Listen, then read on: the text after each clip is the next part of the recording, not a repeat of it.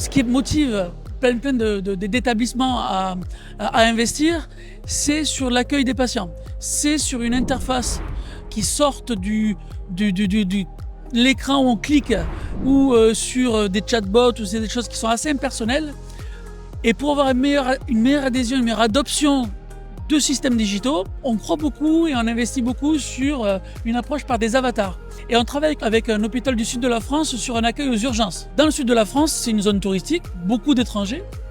Tout le monde ne parle pas anglais, tout le monde ne parle pas le français. Et cet avatar-là est capable de parler jusqu'à 7 langues. Donc évidemment, on est sur des urgences qui ne sont pas à caractère vital.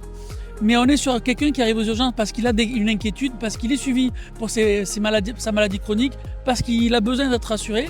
Donc plutôt que d'attendre des heures et des heures dans la salle d'attente, il y a un avatar qui commence à discuter avec lui. Et comme il a de l'empathie, comme il simule de l'empathie, le patient va pouvoir rentrer dans une forme de discussion et derrière dérouler un questionnaire.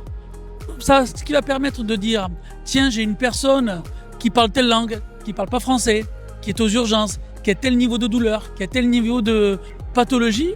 J'aime pas dire pathologie parce qu'on n'est pas sur du diagnostic, soyons clairs, mais on est sur un accueil, une préqualification avant que l'infirmière puisse vraiment prendre en charge et qu'un médecin puisse prendre en charge le patient.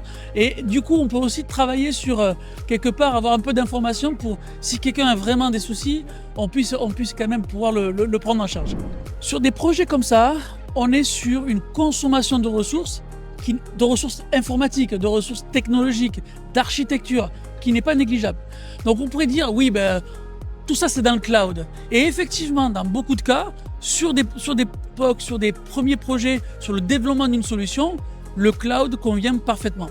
Mais lorsqu'on veut commencer à connecter cet avatar au dossier patient, lorsqu'on veut pouvoir gérer une antériorité, là je vais parler des urgences, mais si on est dans un service, qu'on a rendez-vous, vérifier les antériorités, vérifier l'identité-vigilance du patient. Mais dans ces cas-là, on ne peut pas être dans le cloud. Il faut une plateforme qui soit maîtrisée, sécurisée dans le SI, dans le data center de l'hôpital. Et c'est pour ça que c'est très consommateur de ressources, un avatar comme ça. Nous, on est très impliqués là-dessus. Alors, on est très impliqués dans le calcul génomique, dans l'IA pour la pathologie digitale, dans tout plein de projets très consommateurs de ressources.